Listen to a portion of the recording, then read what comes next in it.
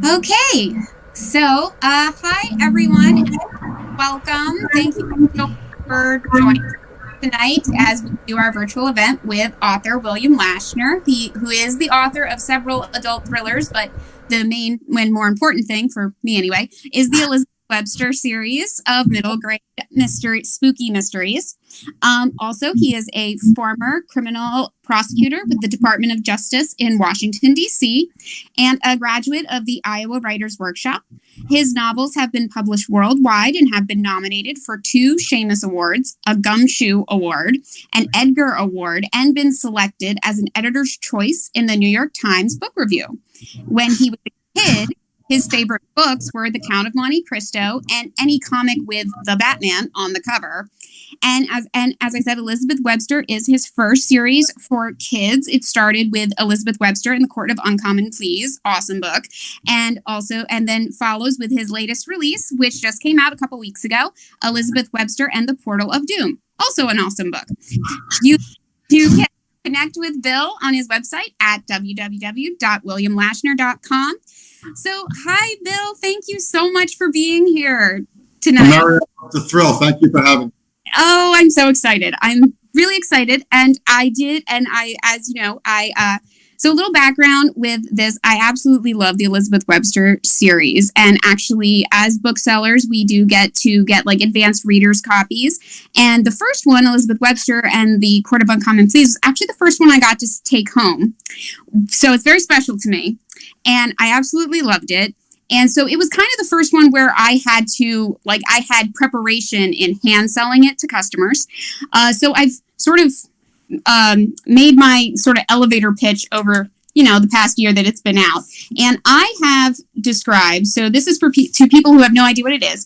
I've described the book as Goosebumps meets Law and Order meets Scooby-Doo. And which is just awesome. And so for people who have never, that's how I describe it. So I would love to hear how you would describe it to someone who's, never heard of it, and just kind of a little background of the story of Elizabeth Webster and, what inspired you to write it. Because I know in your acknowledgments, you mentioned you've kind of had the bones of this story for a long time, but now it's like here. So I would love to hear what you have to say. Well, this story has really been haunting me for years. A long time ago, for a period of time, I worked with my dad in his office, and I'd been at very high-powered law offices. I worked with the Department of Justice, but my dad's office was a strange place. It was the clients were strange. He never represented big corporations, never represented banks. He always fought banks, and he always thought that he was fighting a righteous cause against what he would call like giants or demons or whatever. He always made them into good versus evil type things. And it was a very strange experience for me. And I wanted to write about it. And I tried writing it as an adult book, and I have 150 pages in, and there was nothing there. I had to put it aside. It's very hard when you write a book and you realize it's just not happening. So I put it away, but the story stayed with me, what it was like to be in a strange law office. And then I realized that one of the ways to make it work was to have the real defendants be ghosts, like my father would see them, or real demons or giants. And so suddenly it became a whole different thing. I needed a special court where things happened, the Court of Uncommon Pleas, and I needed a special judge, and I needed rules that were all different than our rules. And it just blossomed. So I had this story, and then I started writing the character. And that was hard until I put my daughter, I realized that I tried to imagine my daughter going through all this stuff. And somehow her voice just popped in a way that I hadn't expected. And I fell in love with my character, and I fell in love with the story and the court, and it just worked. You write it, and you don't know if it's going to happen, and it happened. It absolutely happened. And speaking of our main character, our intrepid Elizabeth Webster, I love her. She has such a strong voice, which I was actually really impressed with. I mean, I know you were saying like you put it in mind of your daughter, but you are an adult man and this is a teenage girl. And so that is a completely, obviously different experience than you probably ever had in your life. Well, I will say, having a daughter and having been young yourself, you have a sense of the way things work. And for me, it's very refreshing because all my characters are usually very cynical and world weary, and Elizabeth's not. And, but she is sullen, and she does sort of want to be left alone. And I remember when I was growing up, I was the middle child, and I thought that was great because I was just left alone by everybody. And so that's sort of what she wants, and as she kind of, her rule is don't look at anybody, just wander through the hallway, closed up with your headphones or whatever, and that was me. So it's part of my daughter, it's part of me, and I will say this, when you're writing a character, when it works, the character starts talking on her own. I don't know how it happens, it's just utter magic, and it happens. And Elizabeth started talking to me in the book. And when that happens, if you're smart and after a lot of experience, you learn to listen. And Elizabeth tells you where it goes. And she really does. I love her voice. I mean, I kind of have described it to people. She's like this weird combo of like a 1940s hard-boiled detective and this awkward modern day teenage girl, who then also has to learns this whole secret about her family. And it's like, oh, I have to represent ghosts in a court of uncommon law. All right. And like, she's just, oh, I love her. She's just. I wanted it to be funny. And one of the reasons, I will tell you that I was deciding between first person and third person, as the writers do with every book. And I didn't want to be an adult writing about a 13-year-old kid. Right. It was much less weird writing as a 13-year-old kid, which I could really get there.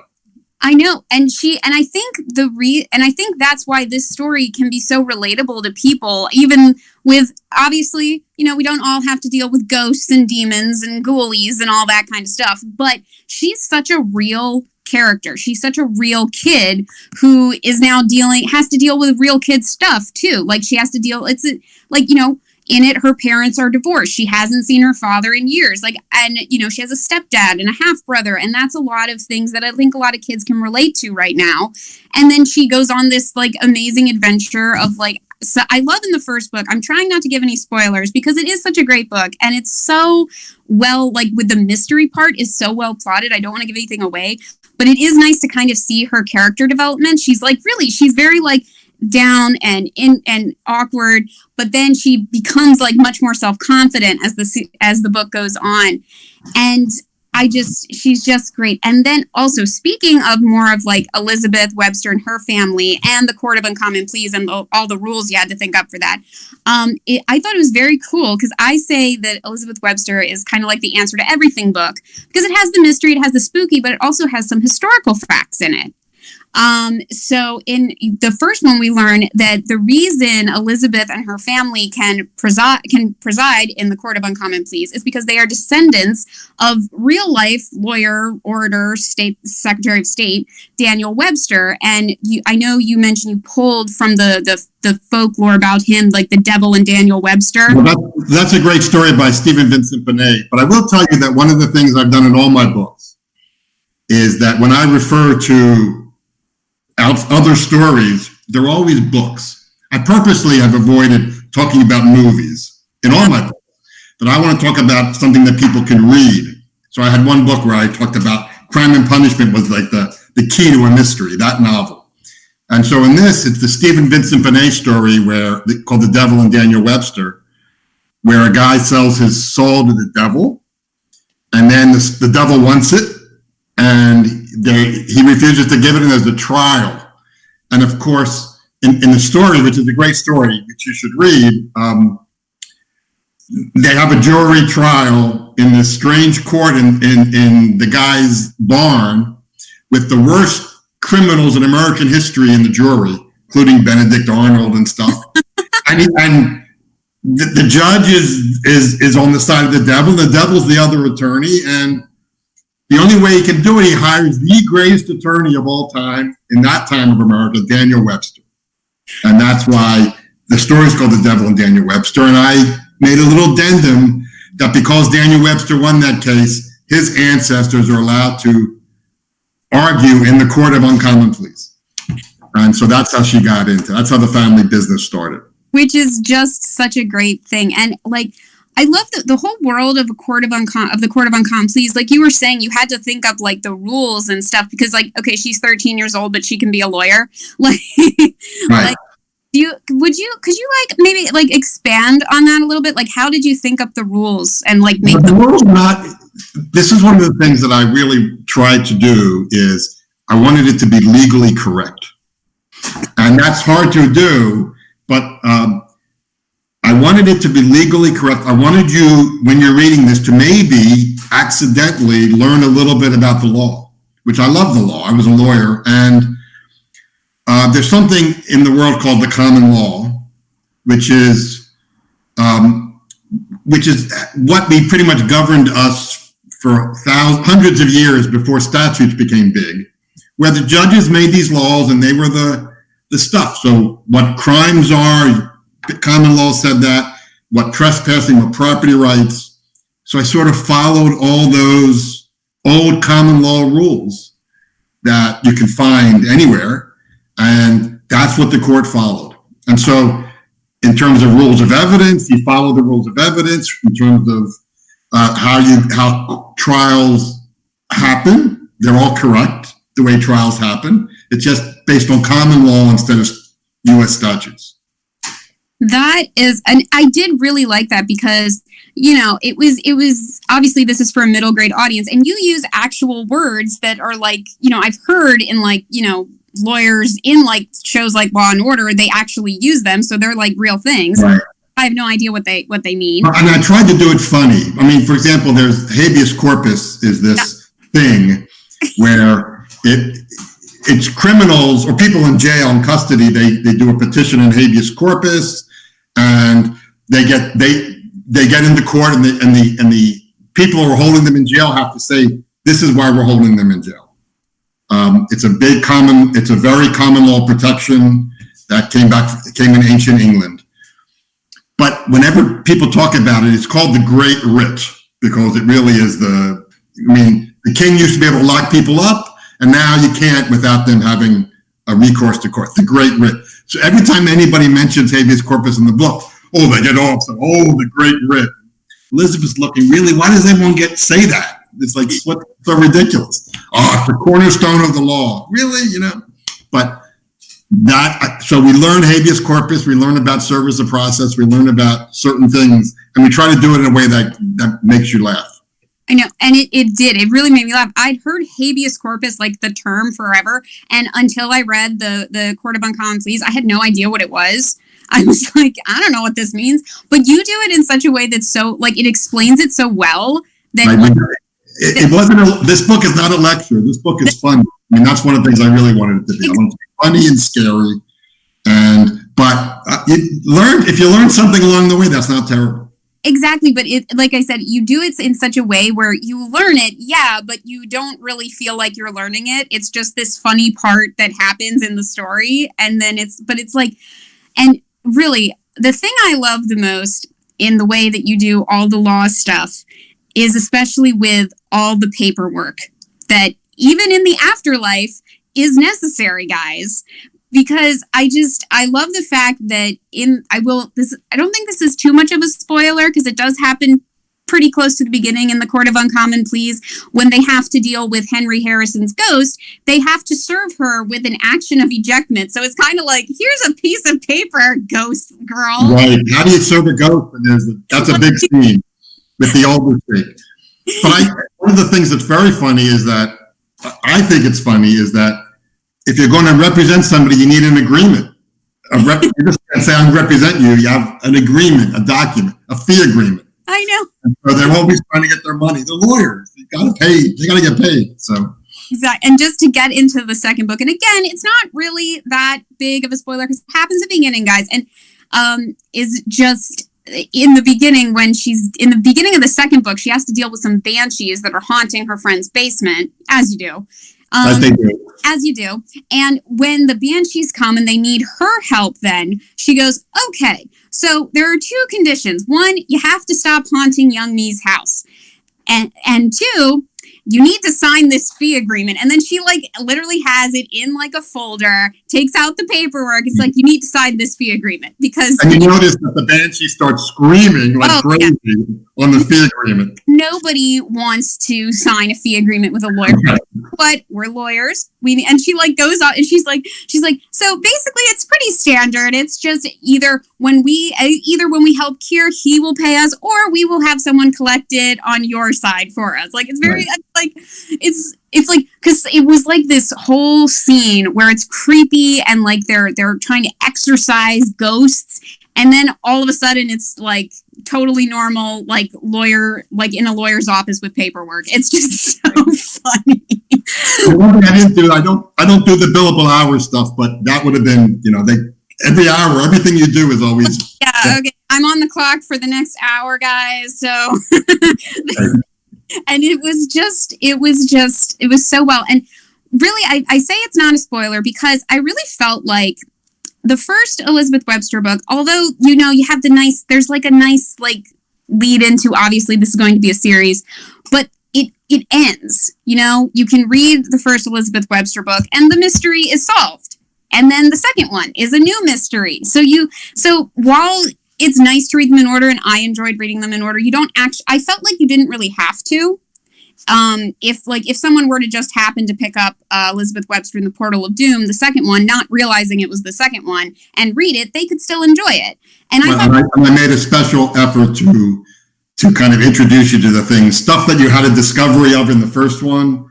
I go through that really quickly, just so you're not be bored, but it's sort of there. Yeah. And was that hard to do? Because I know sometimes that's hard for authors to not bore their audience who's read it, but also to be like, this is the stuff that happened that you need to know to understand the story. It's not hard. It's always a matter of trying to figure out how much do I put in where it's good, but it's not boring. But I will tell you that's what I do with almost every sentence I write. Is this needed? Is this paragraph needed? And I spend a lot of time cutting everything that I don't think is necessary. Oh, because so guys, fun thing. Bill actually was able, he's a local author, guys, in case you didn't know. Bill is a local author, so he actually came into the store and personally signed all of our Elizabeth. I had a great time doing that and talking with you, and the bookstore is beautiful, and buying books, that was great. And another fun thing, of the Elizabeth Webster series is set in Philadelphia and the surrounding area, which is also fun. But while we were chatting, you gave a lot of really cool like tips about revision. Because a lot of like, and we do have some young writers that, well, they used to come to the store we had like a young writers group, but now obviously that's not possible, but at the current moment. But do you have any like for some of the tips for writers out there, maybe for me who is trying to be a writer, for like revision is very, very difficult for me. And I think, and for a lot of other people. So do you have any tips for that? Well, I love revising, and I find it really makes the book sing. Cutting is always good. If there's something that you're not sure you need, and then you take it out, somehow the book gets better. And then there are times when you take something out, and you're 100 pages down the line, you think, you know what, I'm missing that little bit. You could put it back. But especially one of the things that I have found writing for younger audiences is that I have to cut more and more. I have to be more succinct. I can't have these long flowing paragraphs describing this and that because I don't think it fits the narrator or the audience. So I spend a lot of time going over everything and making sure, is this sentence needed? Is this told in as funny a way as I can tell it? Does this have Elizabeth's personality in it? And I comb through it over and over and over again, thinking these things. But I do find that revision, first drafts are supposed to be kind of messy. You're supposed to be exploring things. And I kind of have the view that you don't know what the book is about until you finish your first draft. And that's the moment when you can go back and figure out what you need to add and what you have to take out because it's not necessary for the story. That's one of the things writing that surprised me the most about writing when I went into it is I thought you had the story in your head, spilled out on the page, you're done. But it's not. You are discovering it as you write. It tells you what it's about if you're smart enough to listen, and that takes a lot of practice.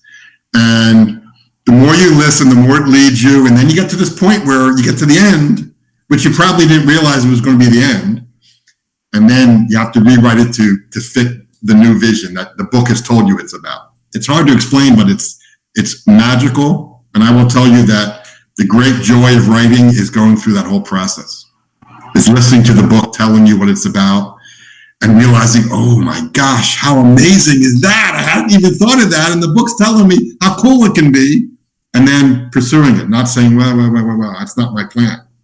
The book has its own plan. I absolutely love that. That is so true, and it's so great when it's found. And I will say it really comes through, because when I first read The Court of Uncommon Pleas, I mean, it like hooked me. That first paragraph is just amazing. It's brilliant writing. Because it's the weird juxtaposition of, it's like this horror-filled running through the night from this scary thing that you don't know what it is, and then all of a sudden it's, my name is Elizabeth Webster, and this is my story. And it talks about, like, as all horror-filled stories start, mine starts in a middle school cafeteria. That's sort of true. And yes, that is like, wait, what? Like, because it goes from being like this horror thing and then right into the funny. Like, and it's back and forth. I mean, there is that sense of this is her life. I mean, it's not like she's transported to. There's nothing wrong with that, but this isn't the witch in the wardrobe. She's not transported to another world. She's still doing it with her mother and her father, stepfather, and her friends. And I will say that I think that the reason Elizabeth progresses through the stories is because of her friends, the power of the friendships that she has and the way they affect her. And it's sort of, for me, that was thrilling too. Natalie just kind of, when I started the book, I didn't think her, and here she is, and she becomes, I think, the most amazing character in the whole series. And it's so great because I say it's kind of like a cross between Goosebumps with the spooky, Law and Order, because they actually do go to court and they have like court and trials. But then it's also like Scooby-Doo, because she's like getting her like Scooby gang as she goes about trying like the detective. I swear when I was reading the first one, I was waiting for somebody to say like, oh, I would have gotten away with it too if it weren't for you meddling kids. Because like I was like, that's totally what's going on, because they have to be detectives, she has to be a lawyer, she has to be a student, she has to be all these things, and it's basically, you know, it's a lot on a 13-year-old. And well, I will say that Natalie is the more of the detective. Yes. And Natalie starts lying, detective lies, with such ease that it's shocking to everybody. Where'd that come from? So, and then Elizabeth's a lawyer. I know, right? And it's just like she learns so much from that. And I'm so sorry, I'm just seeing it. It looks like we actually have some questions that are going in the live stream right now. Oh, exciting. Very good. First of all, it's so exciting to be here with you guys. So one of them is, can creatures pay with things other than money? I've heard stories about country docks taking payment in chickens and such from people who have not money. Do the Banshees have money? This is interesting. So the Banshees if the Banshees are on the other side, there are things on the other side you can pay with different than money. And in fact, there's judgments that the judge can give when he talks about, I can do judgments in, and this is the second book, he can give judgments in pounds of flesh, he can give judgments in sorrow, but he says blood, and the defendant eyes prick up on that and goes, blood? Oh, that sounds good. I'll take the blood. So, yes, they can pay in anything, and they'll figure it out. So, yeah. Okay. Oh, and that question was from Daniel Dar. I'm sorry if I pronounced your last name wrong. Daniel, and yes, and the Banshee's son is, his story is really the story of the book. I know. He's an interesting character, and he's after other things than money. I'm But he trying. also certainly wants money.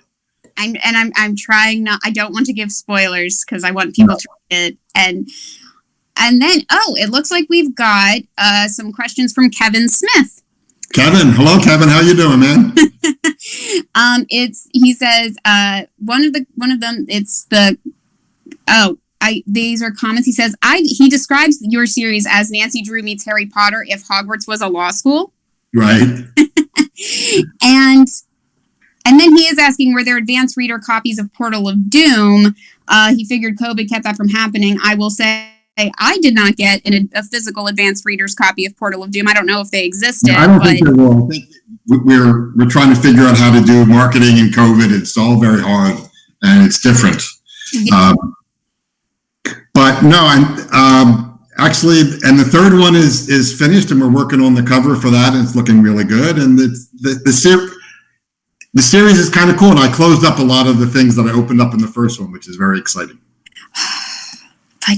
But I would like to talk just a little bit about now, especially with the Portal of Doom. So I don't want to get into all the sadness of the world here, but in the Portal of Doom, Kira McGugan, our main character, and again, you learn this on the flap of the book, so it's not like you know this immediately. Now, he is a boy who was alive and, struck down, was a victim of the Spanish flu pandemic in early 1900s, which is eerily parallel to what is going on now with COVID-19. Obviously, the idea for this book, you wrote way before the COVID-19 pandemic. It's just, but the Spanish flu was a pandemic that happened, and Philadelphia was hit particularly hard with it in the early 1900s. And I'm assuming you did some kind of research for that specifically. Well, I do a lot of research for all my books, even for little bits. And so here's some of the books that I read. This is Pandemic 1918. I mean, that seems weird. And then there's the Great Influenza. And I have to say, the first chapter of Portal of Doom is one of the best first chapters I've ever written. And it's a wild carriage ride where they're trying to save this boy, and they take him to this strange old castle up in the hills. And I wanted it to be accurate to the time and also to be supernatural and also to be fun. And I think I actually do it because Elizabeth imagines herself on that carriage ride. And she's telling you the story as best she can tell, but it turns out this is the story of that boy and what happened to him and the Spanish flu. And my grandfather's brother died from the Spanish flu. It was quite the thing, especially in Philadelphia. And some of the stories, one of the things that happens is that Kira McGugan, who's over 100 years old when we do this thing, he ends up going to middle school with Elizabeth.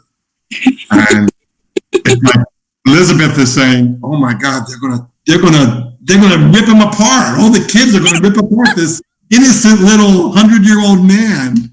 And it turns out that he becomes the king of middle school, of course. But of course he does. But what he does is in the history classes, he gives his little speeches about his life, and they're very short, but it's sort of like such a weird thing. This kid going up and giving these speeches, and everyone's looking at him, and Elizabeth is looking at him like, what kind of idiot is this? And the teacher just loves it. He says, these are the greatest little things. But he's giving little speeches. He gives a little speech about what happened in his life, what he feels about all the rich people. Rockefeller was alive.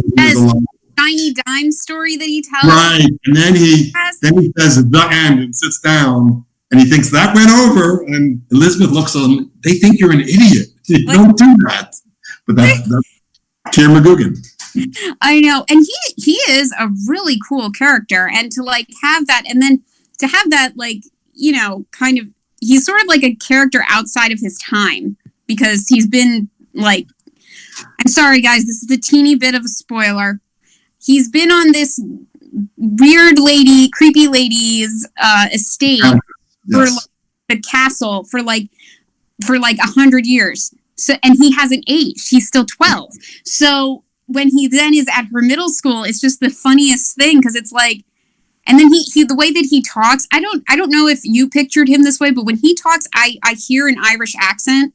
I know that his mom kind of like Mom came over from the old country. Over from Ireland. I know. So, and that's like, that was like a whole other thing, like with the Irish immigrants and, that first chapter, Spanish flu. Yeah.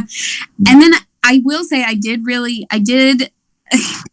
will talk about the COVID-19 pandemic just a little bit, because I did notice when I was reading the second one, there was this, like, just this tiny little paragraph, which is an exchange between Elizabeth and this other character, Barnabas Bothamley, where they actually reference they clearly are referencing the COVID-19 pandemic. They don't actually say the words, but I also thought it was really nice, because I'm thinking you slipped that in afterwards. Although there was Barnabas, who is also older than... Super out of his time, yeah. Barnabas was around during the 1918 flu.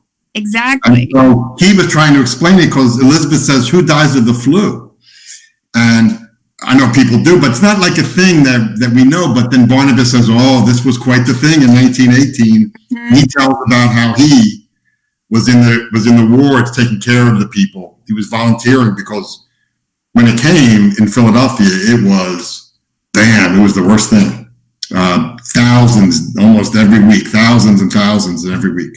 And there was, again, from the research, there was this parade that happened in Philadelphia that ended up being a super spreader event. Now we know these things, these terms, but we didn't, I wouldn't have used that term ever before the last couple months. But yes, and it was devastating in Philadelphia, that event, that parade. Yes. Keir talks about that a little bit in the book. And then I did like it, though, where you mentioned, like, Barnabas then says something like along the lines of, like, it was even worse than what we just went through. So right. This is modern day Philadelphia, but in the near future, where there's hope at the end of the tunnel, and, the pandemic has passed and everything is back to normal. Like, it's a very, I know it's a very small part in it, but I enjoyed that, because it's like this, we got through the Spanish flu, guys. We can get through this. Right. And there's a moment where when Keir tells a story where all the kids kind of remember what they went through. And these are what you guys are going through right now. And they're remembering it, and it's just with a little bit of sadness and amazement that they got through it, and it's there. In a weird way, I know obviously this was not your plan, because no one could have planned for this pandemic we're in now, but in a very strange way, the Portal of Doom is actually coming out at a great time, because it's actually an even more relatable situation with Keir. Now it's kind of like pulling from, because, like, if this came out like last year or something, I mean, okay, we know the Spanish flu was a thing, but it seems so far removed. Like, that's not something people deal with. But very far removed, and we wouldn't thought. I would not have thought it was possible, but there it was. And so it actually makes Keir, I think, as a character even more, like, sympathetic and more relatable to kids now, because it's like, oh, you mean like what we're doing right now? Yeah, like that. Right. Now we don't have to explain it. Okay. Here's another question from Daniel Dar, who says, thanks for answering his other question about my pleasure, Daniel. And apparently I got his name right, which was great. Hooray. But he has another question. He's wondering, is the Elizabeth Webster, is it going to be a big series, or is it going to be a trilogy? Do you have a plan for it? Well, right now it's a trilogy. That was sort of the plan. And the bad guy in the Court of Uncommon Pleas is not so evident in book 2, but it becomes very evident in book 3 again. Or it becomes very evident in book 3 again. So there's sort of an arc. There's an arc to Barnabas' story that gets completed in book 3, as you might expect. And so, yes, I don't know. Look, I loved writing them. They were very hard to write, I found, but I loved writing it. And I also felt the voice became much easier for me. It just became much more natural. I would shake my head and Elizabeth would start talking. And that's so thrilling. That's great. So it wasn't the voice. It just, to pack in as much as I pack in, which is a mystery and a courtroom thing and friendship issues, and to put it in a package which is sort of very tight and because I don't want it to go on. no one wants to read 800 pages when they can read, so I really try to keep it as fair and as moving and swift as possible. I found that it's a challenge. So we'll see. I'd like to do it again. I'd like to do more. We'll see how it goes. I love doing it. It was really a bit of joy. That's so good. But I know, just to backtrack, you did mention that it was hard. What was like the hardest part for writing these? Like, first it was the voice. Mm-hmm. We already talked about that. And then it was keeping the story moving while also staying focused on Elizabeth's life. And so the story has to be interesting. The detecting stuff has to be really cool. It has to end up in courtroom, and the courtroom scenes have to be really funny and fun, because that courtroom is the center of the thing. Yes. It's just not what I was used to, and so it was hard to kind of do that. But one of the great things about writing is that you can do different things. You can write a romance novel, and you can write a mystery, and then you can write a ghost thriller thing for younger readers. And I just love the freedom of it. That's so awesome. And I did. It was just so great. And I do love how it's like, it really is. It's just her life. And it just happens to include ghosts and this weird courtroom of like her. I love how they're Webster and Spawn attorneys for the day. That's what happens at the end of book one, right? Like, it's like Webster and Spawn. That was actually really interesting, because they made a big deal that Elizabeth was the first female Webster. Yes, it's a courtroom of men. Of men. And Elizabeth is, she's like this meek little thing, quiet thing, but don't tell her what she can't do. No one can tell Elizabeth what she can't do. No. And and when someone calls her a raving female, she says, "I'm just going to rave on, baby." And that's she just, right. but she also has to learn that too, because there's a scene in the first book where she's in court, and she says she wants to object to something, and so she says objection with a little question mark at the objection, and the judge tells her, if you're going to object. And then of course she yells objection, and the judge is cleaning his ear because it's so loud, but she's not going to get pushed around, and certainly not because she's purposely going to push back at anyone who says that she shouldn't be there. That's right. Of course she should be there. Of course she should be there. Oh, and then, it looks like we have an interesting comment from Kevin again.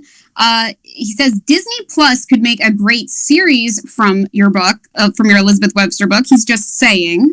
I would think so too. So we'll see. And then Drew added on to this. He says he completely agrees. And he's wondering how you would cast this. Do you have any thoughts of like a media kind of? No, I definitely don't. And one of the things, I used to use actors in my head when I was writing my adult books. Mm-hmm. And what would Denzel say? How would Denzel say it? And how would But I have found as I've written more that it all becomes the way they talk, their voice, and the voice of their thoughts. So Elizabeth, for me, is so wrapped up in her use of language, the way she responds. I know. No way. I mean, some of the stuff I could hear my daughter saying it, like the way she reacts. And so for Elizabeth, for me, is all the word choices, all the language, all the way she speaks, all the excitement in her voice. And I will say that when I write adult books, I use no exclamation marks. And they're all over these books. I'm a little embarrassed, but it's Elizabeth. She's exclamation marking left and right. And it's nothing I've ever done before. So it was sort of fun. And it is great because all of these characters are so well thought out, not just Elizabeth. I really liked her grandfather. this little stooped old guy, and he says like the weirdest things and does like the weirdest stuff. And I especially love when she first, meets him. I guess the idea is that she kind of met him before when she was really little, but she doesn't remember. But then he starts talking to her about like the Court of Uncommon Pleas and all this stuff. Like she has any idea what he's talking about, and she's just like, huh? And like, do you have like a favorite character in this series, or did you? Well, I love Elizabeth, but I do think I knew that the book was going to work when the grandfather started talking. You never know what's going to come out of their mouths, the characters' mouths, when you start. And when he started talking, I said, "Oh my gosh, there's something here." And he's telling, he's like forgetful, and he remembers. And he just assumes she knows everything, but she knows nothing. Yeah, she's like, he's funny, and he doesn't know how funny he is. And she says of him, when she sees him, she starts thinking of cookies, like he's the elf making the cookies in the treehouse. And you also feel the love. And one of the things that happens in the book is that she never met him before, really, because the father's been away. And so you're realizing she's learning of this family that she has, and this grandfather that she's never met, who she loves and loves her. And there's like, oh my gosh, how sweet is this? And I think it's that relationship with the grandfather is why she won't give it up, because the mother's not so happy about it. Mm-mm. And she hides it from the mother in the beginning because she knows the mother won't be happy about it. Yes. And then just what is really cool is that in the first book, her father's not really in it. Like the idea of him is kind of there, and he's in it at the end, but they don't really interact. And then the second one, you have to have them interacting. Was that a hard relationship to write? Because it's kind of like they're almost like re-meeting each other because they haven't. Yeah, and they both don't know how to do it. Yeah. They both don't know how to do the father-daughter thing. And I think that's very common with kids. I'm not quite sure how to relate to their parents. But he's been away. Mm-hmm. So she doesn't understand him. And then sometimes he's trying so hard, which is terrible. Or sometimes he's just being annoyed with her, which is terrible. And she just does not know. She doesn't know what this relationship is. But bits and pieces as they work together, because the grandfather forces them to. Bits and pieces, they sort of start creating a relationship that can transcend the awkwardness. It never really, parent-kid relationships are always awkward, especially in middle school. Oh, yes. And so that was part of what I wanted to portray, because the relationship of my kids, I put them in three phases. There was the before middle school, there was the middle school, and then there was the after middle school. And so I really kind of remember just the changes in the relationship in middle school were like amazing. And, the first time I thought there was something, and then it kept on happening. And I was like, this is what happens. I know. Oh, man. It's just like, oh, man, middle school is hard, even without all the ghosts and stuff. It's hard for parents, too, because the kids, you want to create your independence, but you still don't want. And so for the kids, it's hard, and for the adults, it's hard. What's going on? And it's like, it's very interesting time that I found as a parent, and I was observing it, and then to write it as a kid, it was actually cool. I know. And you do such a good job of writing Elizabeth. It's very amazing. She's just the greatest character. And it's just such a cool series. It's really hard for me to explain to people how awesome it is. That's why I finally got it down to Goosebumps meets Law and Order meets Scooby-Doo. You know what? If I want to say anything, the thing I'm proudest of is I think it came out funny. And I really wanted, that's my hidden passion is to write funny. So. Oh my gosh. Very funny. It is so funny. And then, all right. So this is kind of my little shout out and to anyone who's watching who has any more questions. I only have a few left. So if you do happen to have some questions you want for Bill, please put them in the chat and we'll get them answered. But One of the things I did want to ask, because you actually gave me, when we were talking in the store, you gave me some really great tips, like just for writing in general.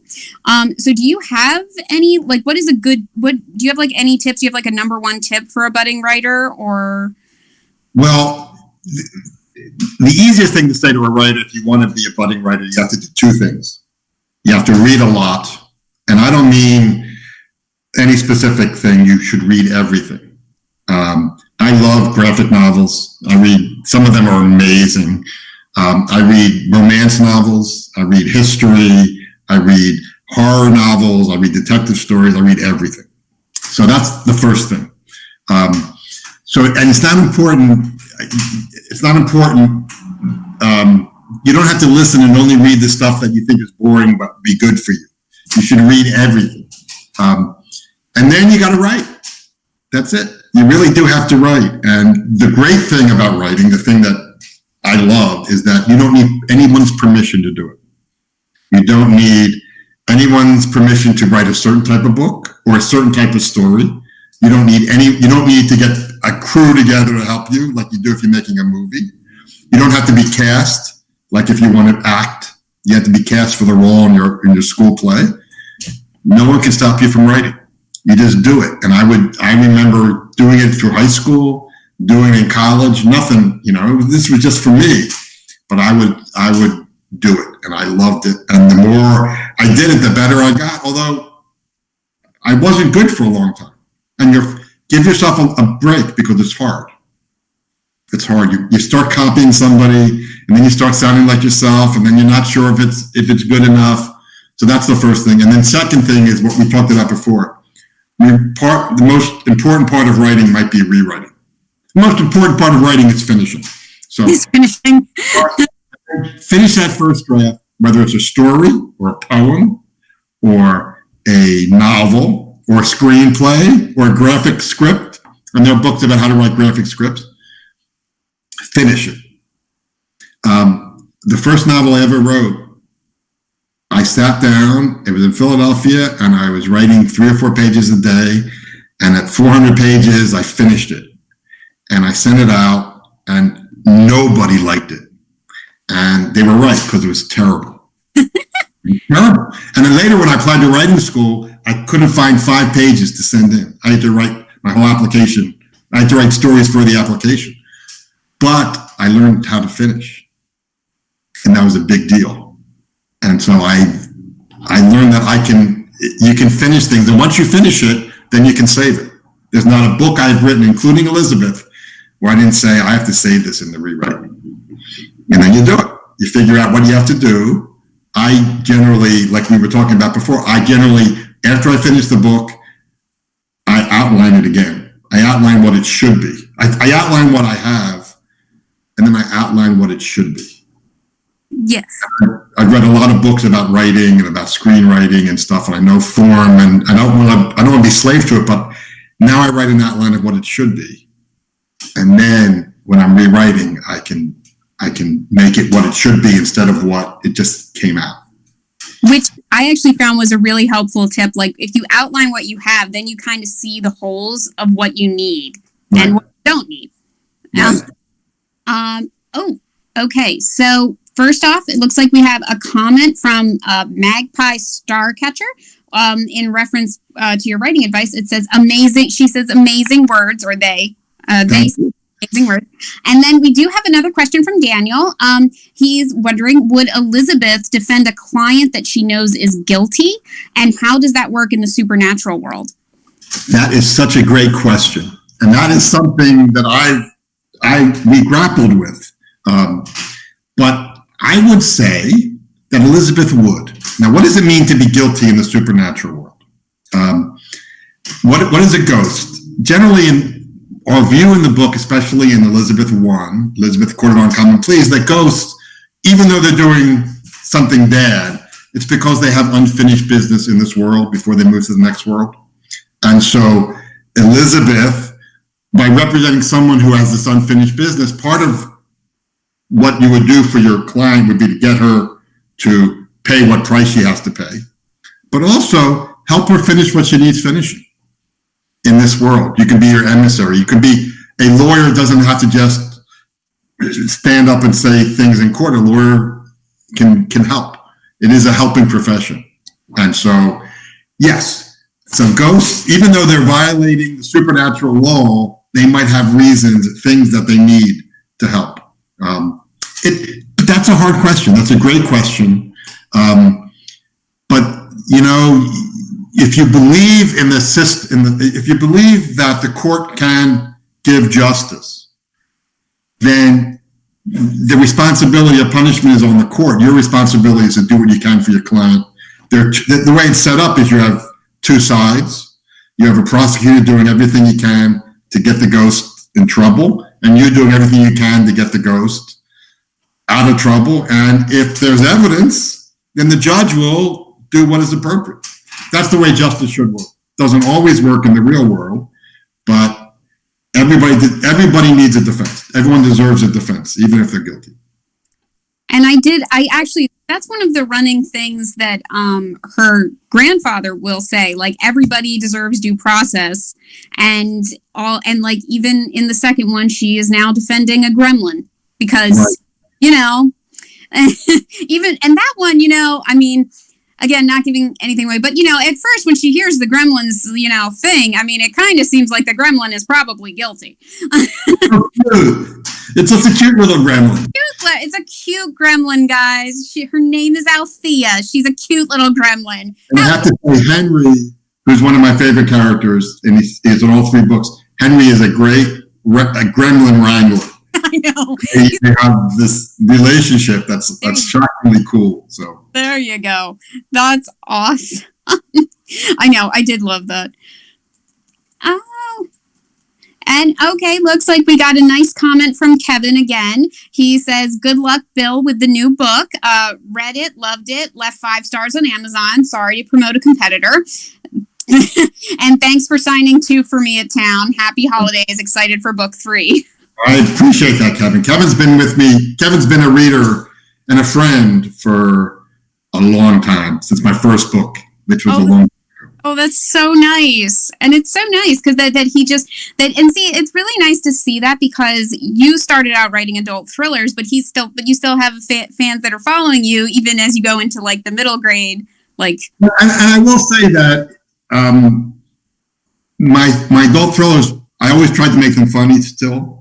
And I think that no matter what books I write, even with Elizabeth's voice, you can tell it's me. It's kind of the same dilemma, the same detecting. I love detecting stories. I love detective stories, and I love doing trial stuff. And I actually, after a while, I stopped doing trial stuff with my adult books because everything's been done, and it was very exciting to do it again with this, where it's completely a different world and different laws and different clients, different problems. I loved it. It was my favorite part of it. I know, because it's like a whole new court system. It's like, yes, there are ghosts, and sometimes we can't understand what the ghosts are actually saying, even when they're talking. So you need translators who can understand them. And it's this whole, but yet, even with the ghosts, I always felt like the court was just, it felt like a courtroom, just with ghosts. And it's a courtroom, and there are rules. Court trials all follow a certain set of rules. And even if you don't know all the rules or all the purposes for the rules, I think once you get a sense that there are rules and that things make sense, with those rules sort of make sense, it gives everything a sense of propriety. I don't know how to explain that, but it's the same thing when you write a fantasy world and you world build in fantasy books. There has to be, you just can't throw stuff in and out. There has to be certain rules to the world, the rules that everybody sort of knows and follows. And that's sort of what I was doing in the court, making sure that it wasn't just helter-skelter. It was all, I knew the whole thing, the whole rule book. And it really did work, and that was really well done, which just so much fun. I know you did kind of talk about that there is a third Elizabeth Webster book. And do you have any other projects or things you want to tell us about? Or? No, I do not. I am working on stuff that's really quite cool. But right now we're just doing Elizabeth, but the third book is really cool too. And the third book, um, the third book made me very happy too. You never know how these things are going to come out. I mean, when Kier McGugan in the Portal, when he showed up and started talking, it was like, oh, pretty good, man. I like him. And I will say that first chapter, when I wrote that, I realized, oh my gosh, the book is, now I just got to make sure that the book lives up to that first chapter. That was my goal. And it's awesome. And then I did just want to ask, just as like a final kind of asking thing, because obviously I'm a bookstore. What kind of do you like reading? Is there anything you've read recently that you really, really liked? Well, first of all, I read constantly. So I was talking to Drew. I liked some Stamped from the Beginning, which was a nonfiction book by Dr. Kendi, but he also has one for kids called Stamped with Jason Reynolds. Yes. I love stuff. I'm reading a lot of graphic novels, and I read the one you recommended, which was I Brought It With Me, The Magic Fish. I really like that. And I'm a big graphic novel fan. I read them all. I'll mention a book that I really liked, and this is more of adult, but it was written so beautifully, Circe by Marilyn Miller. The language was so beautiful, and I find that when I'm reading adult books, the language has to kind of take me away, and that one did. Oh, that's so awesome. All right, so before we're like closing up, I do have to do a little plug for Town Book Center. So for Bill, as I said, Bill was kind enough to come into the store and actually sign all of our Elizabeth Webster books, so they are all signed. So this is the first one, and we still have a few hardcovers left of the first one, guys, and they are signed now. But even if you don't get our last few copies of the first one in hardcover, we have all the signed copies of the paperback one, which is also now available for Elizabeth Webster and the Court of Uncommon Pleas. And then, of course, we have the second one, which is now out in hardcover, also signed Elizabeth Webster and the Portal of Doom. And, guys, the holidays are coming up and Halloween is just around the corner. And wouldn't it be the greatest gift ever to give 2 hardcover signed copies to anyone, even on like a random Tuesday, which I do mention in my blog post called, about why you should be reading Elizabeth Webster, when I talk about this event called Why You Should Be Reading Elizabeth Webster. So just remember, come in, ask us. We do have, all of our current stock of these books are signed. They are signed. You can look and see that they're signed, and it's amazing. It's a beautiful bookstore, and it's open. It's so nice to have a bookstore that's open. You can go and look at things. It's great. Thank you so much, Bill. So I think that pretty much wraps it up, because it doesn't look like I'm getting any other stuff from the live chat here. So thank you all for watching, and thank you so much, Bill, for coming on and talking with us tonight. I love talking to you, and I loved your enthusiasm about the book and about writing and about books in general. And I tell you, they're my life. They've been my life since I was a kid, and I feel very lucky to be part of the business, and it's to meet people like you and the people who we've been interacting with. It's a joy. Oh, that's so great. Thanks, Bill, and bye everybody. Have a nice night.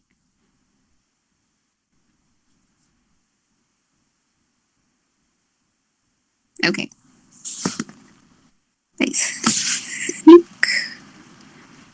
I'm waiting to hear something from Drew. That was good. That went great. Oh, I hope so. You were wonderful. Oh, thanks. Marielle, you're a natural.